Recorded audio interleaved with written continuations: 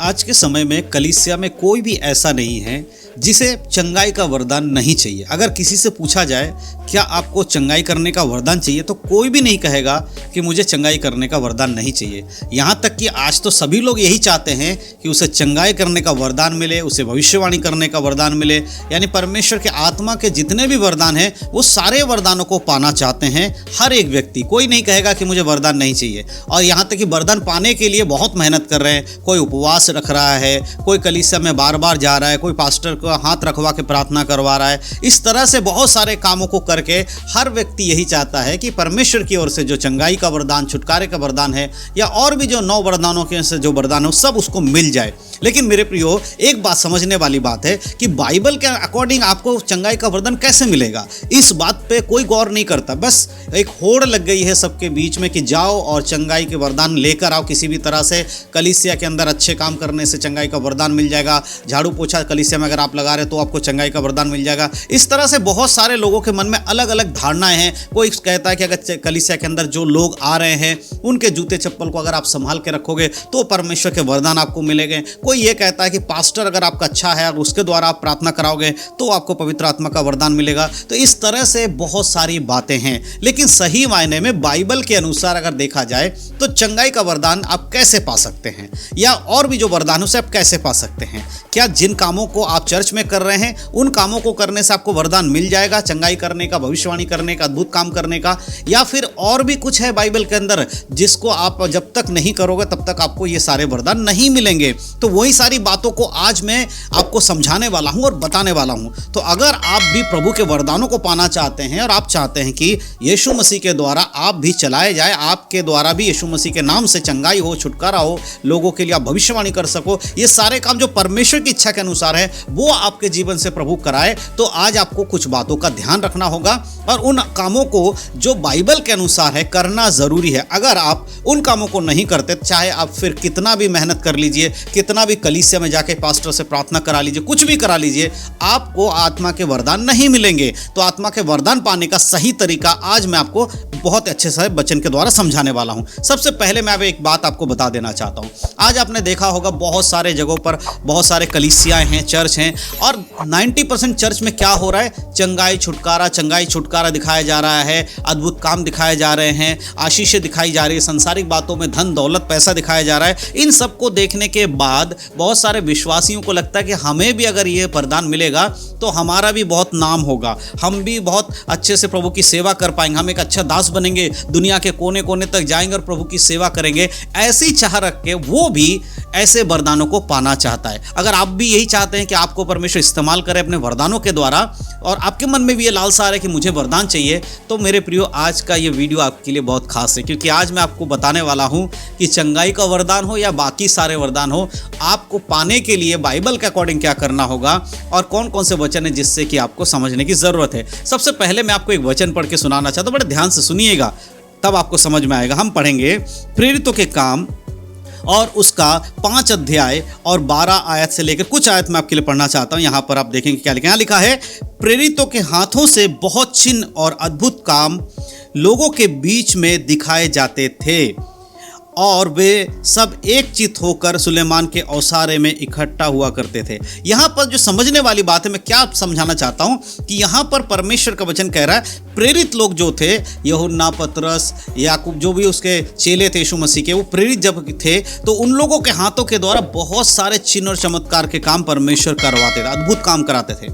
यहाँ तक कि बीमारों को चंगा करते थे, रोगियों को चंगा करते थे, लंगड़ों को चलाते थे, अंधों को देखने की शक्ति देते। ये सारे काम कौन कर रहे थे?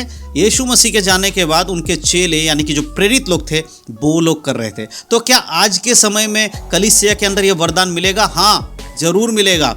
क्या ज़रूरी है कि वो पतरस के समय में था, इस समय नहीं होगा? ऐसा नहीं है। आज के समय में भी कलीसिया में परमेश्वर के वरदान लोगों को मिलते हैं। इसीलिए बहुत ध्यानपूर्वक आपको समझना है कि जैसे प्रेरितों को वरदान मिला था चंगाई छुटकारा करने का, वैसा आपको भी मिल सकता है। तो सबसे पहले तो आपके अंदर एक विश्वास होना चाहिए प्रभु के वरदानों के प्रति। और अगर हम उसके 15 आयत को पढ़ते, लिखा है, यहाँ तक कि लोग बीमारों को सड़कों पर ला लाकर खाटों और खटोलों पर लिटा देते थे कि जब पतरस आए तो उसकी छाया ही से उनमें से किसी पर पड़ जाए। यहाँ तक कि लोगों को इतना विश्वास था, इतना उन्होंने चिन्ह चमत्कार देखा था उनके चेलों के हाथों के द्वारा, कि वो अब उनके बीमारों को लाकर खाट पे लिटा देते थे कि पतरस जब सड़क से चल के जाएगा, उसकी जो शरीर की परछाई जब धूप से लगकर उनके ऊपर पड़ेगी, उससे लोग चंगे हो जाएंगे। यहाँ नहीं, यानी कि उनका विश्वास इतना उस चिन्ह और चमत्कार पे हो गया था। तो मेरे प्रियो, आप भी इस प्रकार से प्रभु के लिए इस्तेमाल हो सकते हैं, जब परमेश्वर के द्वारा आपको सामर्थ्य मिलेगा और आपके शरीर की परछाई से भी लोग चंगे हो सकते हैं। ये बाइबल में लिखा है। लेकिन यहाँ पर एक बात जो मैं आपको बताना चाहता हूँ, क्या फिर आपको वरदान पाने के लिए करना क्या होगा? ऐसे कौन सा काम करना होगा जिससे कि आपके शरीर की परछाई पड़े तो कोई बीमार ठीक हो जाए, आपके हाथ रखने से मुर्दे जिंदा हो जाए, आपके प्रार्थना करने से बड़े बड़े बीमारियां छोड़ के इंसानों के शरीर से निकल जाए, लंगड़े चलने लगे, अंधे देखने लगे? इन सब कामों को करने के लिए आपको क्या करना होगा? आपको क्या 40 दिन का उपवास रखना होगा, या फिर 21 दिन का उपवास रखना होगा, या पास्टर से प्रार्थना कराना होगा, या फिर कलीसिया में डोनेशन बहुत ज़्यादा देना होगा? ज़्यादा पैसा डोनेशन कलीसिया में करोगे तो परमेश्वर आपको वरदान, बड़े बड़े वरदान देगा। क्या इन कामों से होगा? इसके लिए भी मैं आपको वचन से ही समझाऊंगा। सबसे पहली चीज़, मैं आपको एक वचन और पढ़ के सुनाना चाहता हूँ। पहले कुरिन्थियों की पत्री 12 अध्याय, जहाँ पर ये 9 वरदानों के विषय में लिखा है, उसके 11 आयत सिर्फ मैं आपके लिए पढ़ूंगा। यहाँ पर इस प्रकार लिखा है, परंतु ये सब प्रभावशाली कार्य वही एक आत्मा करता है, और जिसे चाहता है वह उसे बांट देता है। यहाँ पर लिखा है वो प्रभावशाली कार्य, यानी कौन से? ये परमेश्वर के 9 वरदान है, बुद्धि का, ज्ञान का और चंगाई करने का, अन्य भाषा बोलने, ऐसे जो 9 वरदान है, इन सारे प्रभावशाली काम को करने वाला कौन है? परमेश्वर की आत्मा। और परमेश्वर जिसे चाहता है उसे बांट देता है। तो यहाँ पर कोई फिक्स नहीं है कि एक व्यक्ति को एक वरदान मिलेगा तो दूसरे को भी वही वरदान मिलेगा। प्रभु की इच्छा के ऊपर जिसे जो चाहता है वो बांट देता है। अगर किसी को चंगाई करने का वरदान मिला है तो जरूरी नहीं है कि दूसरे को भी परमेश्वर चंगाई करने का वरदान दे। दूसरे को परमेश्वर भविष्यवाणी करने का वरदान दे सकते हैं, और जिसे भविष्यवाणी करने का वरदान मिला है, जरूरी नहीं कि उसको अनुवाद का वरदान मिले, वो तीसरे व्यक्ति को परमेश्वर उस अन्य भाषा का अनुवाद करने का भी वरदान दे सकता है। तो ये तो है वरदान पाने का तरीका, क्योंकि प्रभु की इच्छा के बिना कोई वरदान नहीं पा सकता। तो पतरस को और बाकी लोगों को जो वरदान मिला चंगाई करने को, आखिर कैसे मिला? देखिए, सबसे पहली चीज उन्होंने क्या किया? उन्होंने प्रभु यीशु मसीह पे विश्वास किया और यीशु मसीह के वचनों के अनुसार अपने जीवन को चलाया। उन्होंने अपने आप को समर्पण कर दिया प्रभु यीशु मसीह के हाथों में। हर अपने जीवन के हर चीज को, जो बुराई की ओर थी, उससे अपने आप को अलग किया, अपने पाप से मन फिराया और एक पवित्र जीवन जिया। तब जाकर उनको पवित्र आत्मा का दान मिला। आज के समय में एक दिन कलीसिया में आप चले जाते हैं, 6 महीना आपको कलीसिया में जाते हो गए, अब आप बस आपको पवित्र आत्मा का वरदान चाहिए। किसी को तो 1 महीने के अंदर ही पवित्र आत्मा का वरदान चाहिए। कोई तो चर्च इसीलिए ही जाता है कि उसे परमेश्वर का वरदान मिल जाए, बस खत्म कहानी। नहीं मेरे प्रिय, ऐसा नहीं होता है। आप सालों साल अगर कलीसिया जाते हैं और अगर वचन के अनुसार आप नहीं चलते, आपका जीवन सही नहीं है, तो आप कितनी भी मेहनत कर लीजिए, आपको वरदान नहीं मिलने वाला। वरदान अगर आपको चाहिए तो सबसे पहले आपका जीवन आपको बदलना होगा।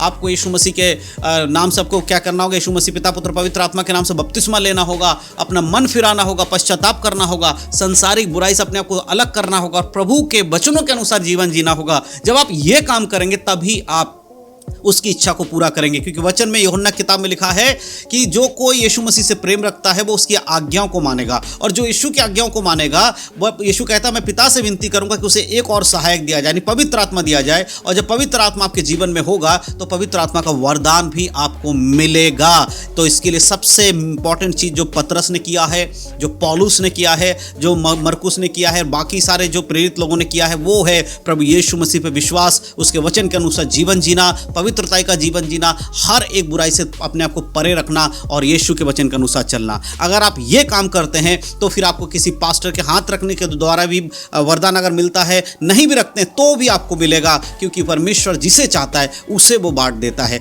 जरूरी नहीं है कि आप 10 साल पुराने विश्वासी हो, 20 साल पुराने विश्वासी हो, तभी प्रभु का आत्मा के जो वरदान आपको मिलेगा। अगर आप सही रीति से जीवन जीते हैं, परमेश्वर के वचन के अनुसार चलते हैं, तो प्रभु आपको समय से उसी समय जो परमेश्वर चाहता है, वो 1 साल हो सकता है, 2 साल हो सकता है, आपको परमेश्वर के आत्मा के वरदान से भरेगा। तो ये सारी बातें हैं। अगर आप चंगाई का वरदान पाना चाहते हैं या बाकी वरदान पाना चाहते हैं तो खुद के जीवन को चलाइए, प्रेरितों के समान बनिए, पतरस के समान अपने आप को परफेक्ट कीजिए, अपने जीवन की कमी घटियों को दूर करिए, पाप से परे हो जाइए और प्रभु से प्रार्थना करते रहिए कि परमेश्वर सही समय आने पर आपको आत्मा के वरदान से भरे। तो मैं विश्वास करता हूं कि आपको अब समझ में आया है चंगाई का वरदान या बाकी वरदान पाने का सही तरीका क्या है। परमेश्वर आप सबको आशीष दे। यीशु मसीह के नाम में सबको जय मसीह की। की। God bless you.